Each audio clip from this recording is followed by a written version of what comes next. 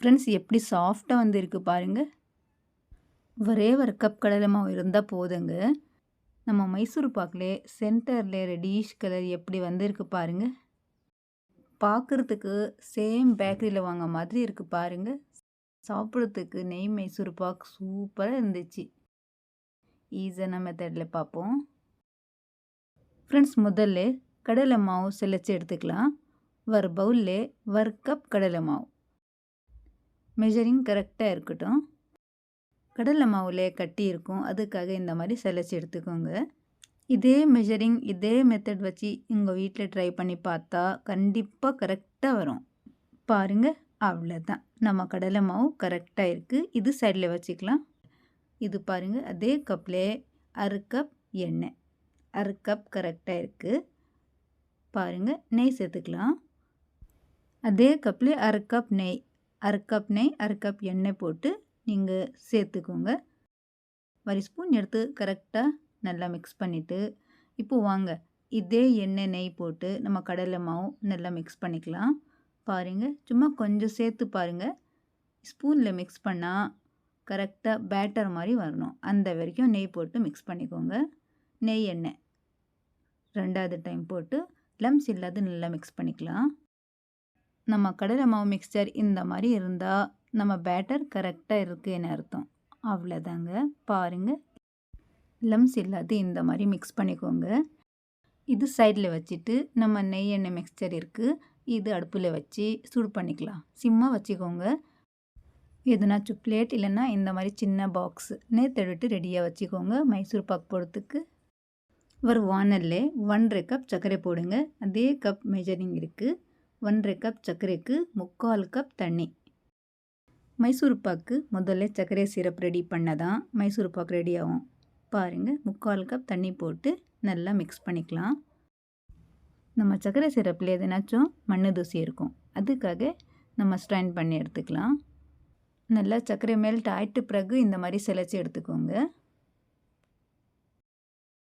அதே வானல்ல நம்ம சிரப் போட்டு நல்லா குக் பண்ணிக்கோங்க. இந்த மாதிரி பாயில் வந்தால் ஒரு கம்பி பதம் வேணும் நம்ம மைசூர் பாக் ரெடி பண்ணுறதுக்கு. பாருங்கள், இந்த மாதிரி வர கம்பி பதம் இருந்தால் தான் நம்ம மைசூர் பாக் சாஃப்டாக கரெக்டாக வரும். இப்போ அடுப்பு சிம்மாக வச்சுட்டு நம்ம மிக்சரு மிக்ஸ் பண்ணி வச்சுருக்கோம், இது போடுங்க. போட்டு உடனே நல்லா கலந்துக்கிட்டே இருங்க. கொஞ்சம் கூட விட்டாது நல்லா மிக்ஸ் பண்ணிக்கணும். இந்த டைம் கொஞ்சம் கூட விட்டாது நல்லா கலந்துக்கிட்டே குக் பண்ணிக்கோங்க. இந்த மாதிரி பேட்டர் டைட்டாக வந்துடும். பாயில் வந்தால் வேறு அடுப்பில் நெய் எண்ணெய் சூடு பண்ணி ரெடியாக சிம்மாக வச்சுக்கோங்க. அது கரண்டியில் ஒரு கரண்டி போட்டு நல்லா குக் பண்ணிக்கலாம். இந்த மாதிரி பபுள்ஸ் வந்துடும். பபுள்ஸ் வந்தால் தான் நம்ம நெய் மைசூர் பாக் கரெக்டாக குக் ஆகும். எவ்வளோ மீதி இருக்குது இதே மாதிரி குக் பண்ணிவிட்டு ஒரு கரண்டி போட்டே இருக்கணும்.